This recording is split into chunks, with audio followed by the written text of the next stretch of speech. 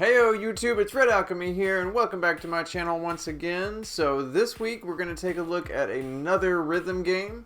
I hope that you all like the whole rhythm thing that's been going on, because it's kind of taken over my life and I'm personally loving it. So I really hope you all like these videos too. But anyways, so I decided one day that I wanted to play poppin' music. And yeah, so I started looking into the controllers and how much it would be to get one, and you know, it just seemed like it was going to be really expensive to try and buy a controller, and I did not want to have to invest that much money simply because I had just got the Sound Voltex controller, and you know, yeah. So anyways, I built something. I made it myself. I decided I was going to make a poppin' music controller, and that's exactly what I did. I made a poppin' music controller. First though, I did actually buy one of the little mini controllers. Let me show you. So this is what the poppin' music controller looks like. This is like a mini version for the PS1 and the PS2, but there is actually like some bigger versions that were way more expensive than this. I originally bought this one hoping that it would be good enough to play poppin' music with, but it's not great, to be honest. Like, it works, it definitely works, but like the buttons are very small, and especially compared to a full-size like arcade poppin' music. So that, and then also the buttons were just like a little too responsive, so like you can't really like hover over them without it accidentally pushing the button, and so that was a problem. So yeah, I just decided I was gonna make my own and kind of use this as, you know, a way to see what the controller looked like, at least in a smaller version.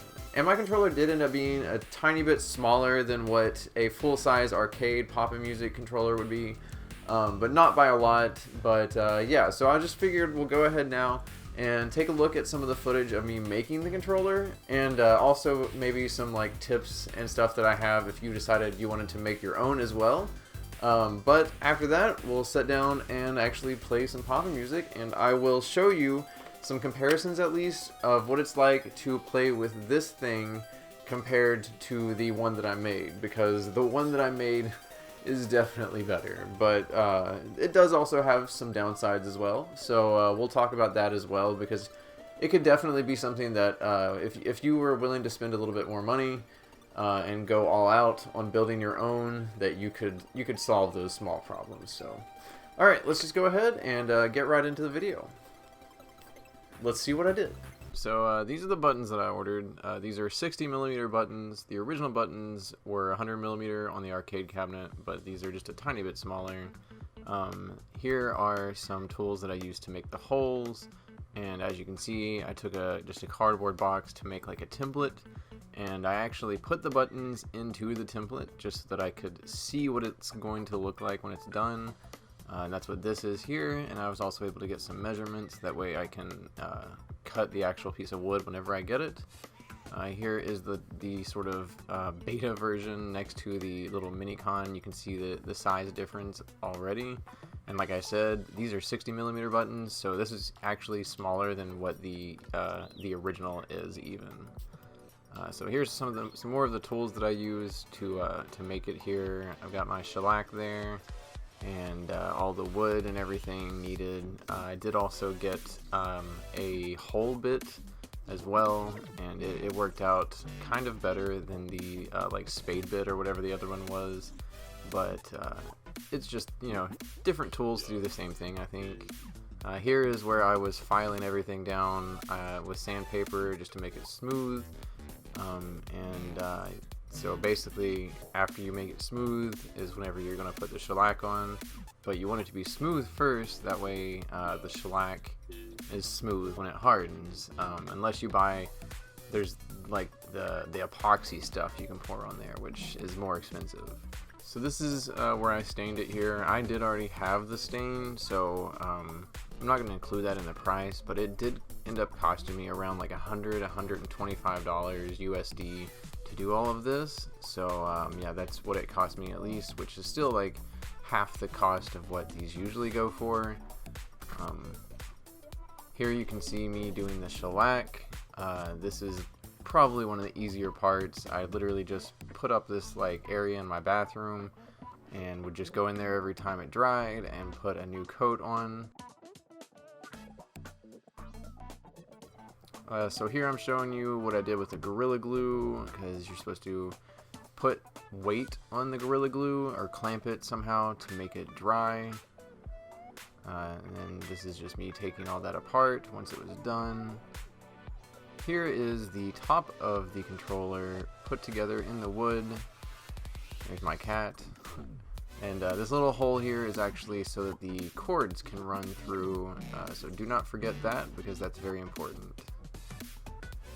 Now once I got the hinges on, here it is all put together. Before I wired it up, I did put the hinges on the inside on accident first, and then realized I needed to fix it and put it on the outside, and it was a lot better once it was properly put on there.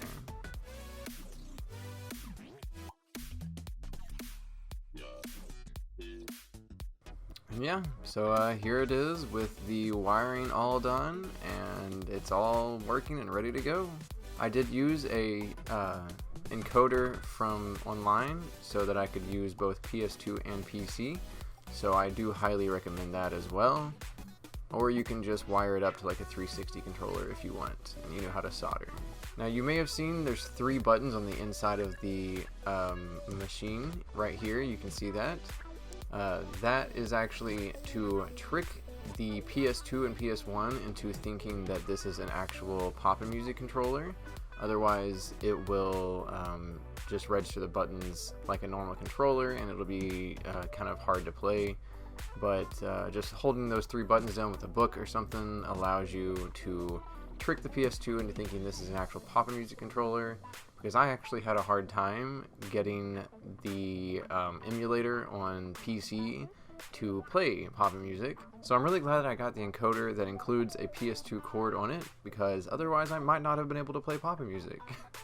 Alright, so now that you've seen all that, let's go ahead and get into some gameplay footage. It's nothing too exciting. I'm really not that great at the game yet, but I'm going to just show you some highlights sort of me playing, as well as I'm going to show you some footage of me playing with the Minicon too, so you can kind of see what I was talking about as far as it goes with the sensitivity of the controller. Are you ready?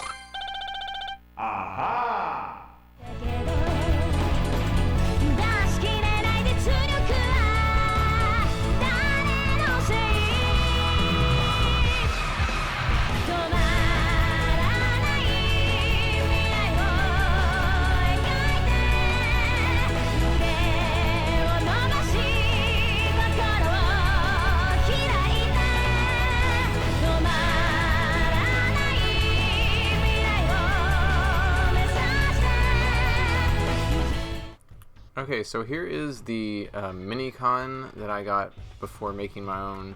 I'm gonna just play with it a little bit here so you can see it happens pretty early on here where I was just hovering over a button and I accidentally hit the button like before I was supposed to, just because they're so sensitive.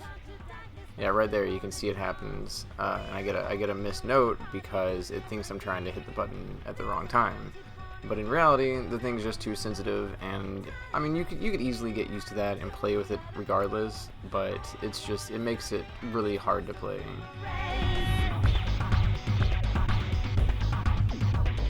Now I have a chance to be queen of the whole world. Come to my race where the rage is for the start again. Put your hands up, step your feet until 4:31. Shake your hands down, break your legs, it will be night again. You are great!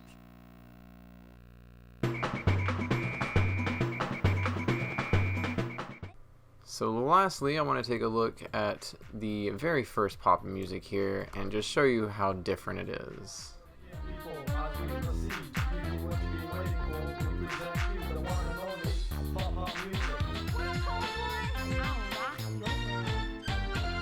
I remember in the days when I was a little child, I used to play the game with my homeboy Shy. It was I, the ruler, the driller. I hope that I could, you could try to test me. Hey Shy, reminisce on that those three when we rock the place. Yeah, so this is, as you can see, completely different than the other pop music. I just wanted to include this. This was on the PS1, just to show you just how different pop music is now compared to what it was originally. Alright, well, that's it, guys. I really hope you enjoyed this video. Like I said at the beginning, I've kind of gone all in with the rhythm games here lately, so if you all enjoy this, please make sure to let me know in the comments down below. I will definitely be covering some more rhythm games within the next coming weeks. This video took me a little bit longer to get out just because I've had some stuff going on with there's been a lot of snow and just some health issues as well. But that should all be fine now, I'm hoping. But yeah, so make sure to hit the subscribe button and the bell next to it if you want to see more videos like this in the future, because like I said, I've got several rhythm game type videos lined up for the future. Alright, well that's it for this time, guys. Thank you so much for watching, and everyone have a great life. See y'all later.